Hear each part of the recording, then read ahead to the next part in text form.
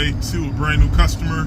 This is a no heat call. She said the heat stopped working a few days ago. I am almost there now. Let's go take a look. I'll see y'all when I get there. Alright guys, this is the 80% units unit, 1998. Looks to be all 70 or 80,000 BTU. I want you to look at the flame here. The inducer is running, the igniter is blowing.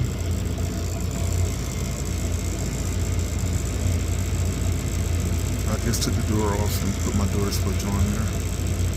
So I just took the door off and put my magnet on.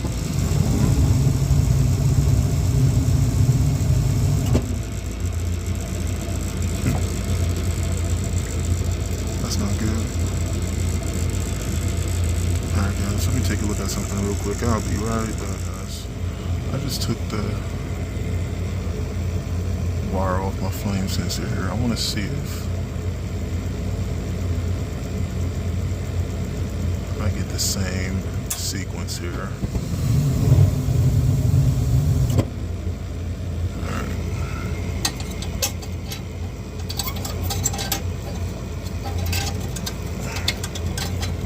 So this looks to be a flame sensor error.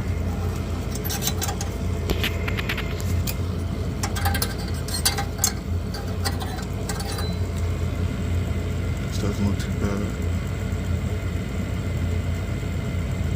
Let me try cleaning this and putting this back in real quick. I'll be back guys. Real quick, I cleaned the sensor and I know it's not brand new. I cleaned the sensor and it fired up, but I want to show y'all something here. And right now I'm just checking the inducer port.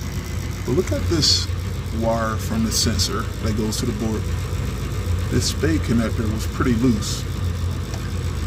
Look at this. There's no resistance on the terminal. See this? Look at this. Now guys, I don't care if you're dealing with furnace, heat pump, boiler. Guys, any spade connections that are not secure, cut them off and replace them.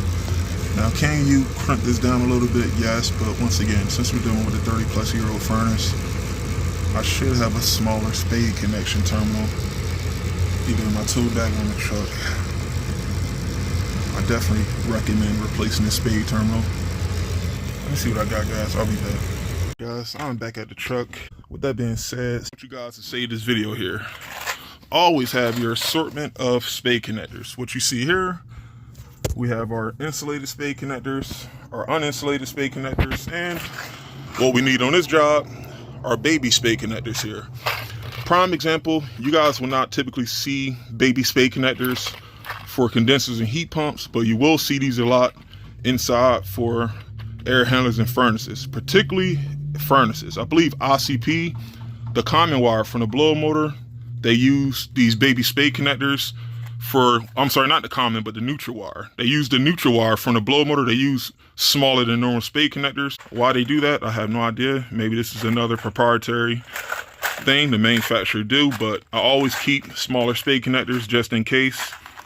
And for the most part, you can just relocate the neutral wire from a ICP blower motor to another neutral if you have space. But if you run across a scenario like I got here, if my existing baby spade connector is too warped and I don't want to just crimp it and hope that it sticks, I'd rather just cut it out and put a new baby spade connector on and just be done with it. But guys, you never know when you need these.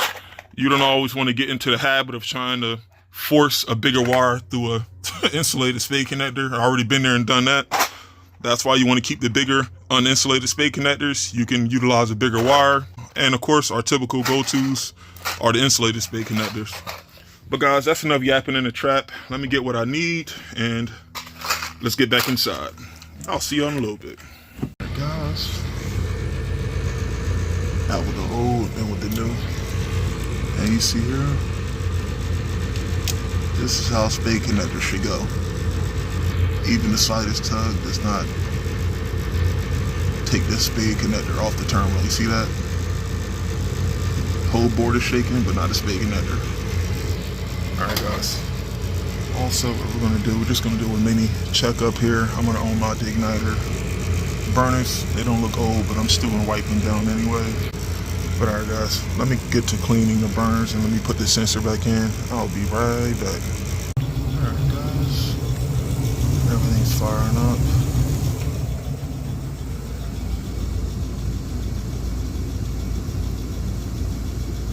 What I'm gonna do, instead of turning this off and on from the switch, I'm gonna turn it off from the thermostat at least another 2 or 3 more times. And I'm gonna do my paperwork, and at a minimum, I know my AC is at least the same age as the furnace. What we can do is we can recommend maintenance, maybe shoot back out here in the spring to make sure that the outside cabinet, make sure there's no debris or build up out there. So at this point, the customer knows that this furnace and AC is at the top of the mountain, and there's only one way to come down. So guys, at a minimum, if we can keep this unit maintained, hopefully we can avoid future breakdowns, and that'll be the end of it. So at a minimum, if we can recommend maintenance, we can avoid breakdowns, and we should be good to go. Alright guys, I gotta roll. Peace out. I'll see you on the next one. Just when you thought you seen it all, guys, listen to this shit. So guys, the husband wasn't home. I think the wife was home. The husband was the one that booked the appointment. So guys, make a long story short, everything I basically said on video is what I explained to the wife. And the husband, she had to call him when she was there to like A-OK the price and all that. And I'm like, okay, well, yeah, the price is XYZ to get everything done. And yeah, do you want to get this done? She was like, oh, well, tell you what, I mean, I looked online, and the part shouldn't cost more than like $20. I'm like, well, I mean, you're more than welcome to find another company. And guys, this customer told me initially that she already had 3 or 4 companies already come out here. And I'm like, at this point, guys, when I heard that, it wasn't worth me asking why. I'm like, I can discern what's going on for myself. But guys, this customer said she had 3 or 4 companies come out there. And I'm like, okay, well, I mean, once again, like if the cost is too high for you, then like you're more than welcome to find a different contractor. And she's like, no, wait, let me call my husband. Guys, I get on the phone with the husband. The husband is actually cool with the price. He was like, look, if you can guarantee we're gonna have heat today, we're good. So I'm like, all right, well, what do you guys want to do?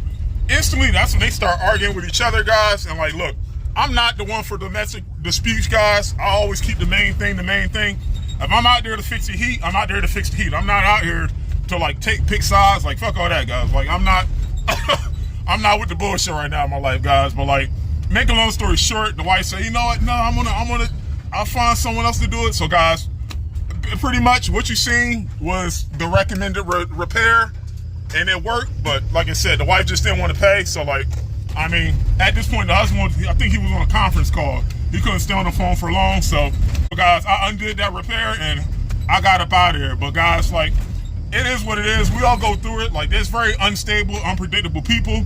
I don't take it personal. I don't put this on race, gender, or whatever the case is. It is what it is, guys. Every customer has the capability of being a nutcase. But once again, like I explained in previous videos, you gotta have the mental fortitude to like stay right in the middle. You can't be too high. You can't be too low. You gotta understand, like I said, keeping the main thing. It's your job to go out there as the professional to figure out what's going on. Communicate the options with the customer. If they don't want to do it, you're not putting a gun to the head. No one's forcing that customer to use our company. It is what it is. But guys, once again, I see some crazy shit, and out of respect, I never record people's faces or voices. But if you would have heard that conversation, guys, I thought something would have popped off. But like, I don't know what happened there, guys.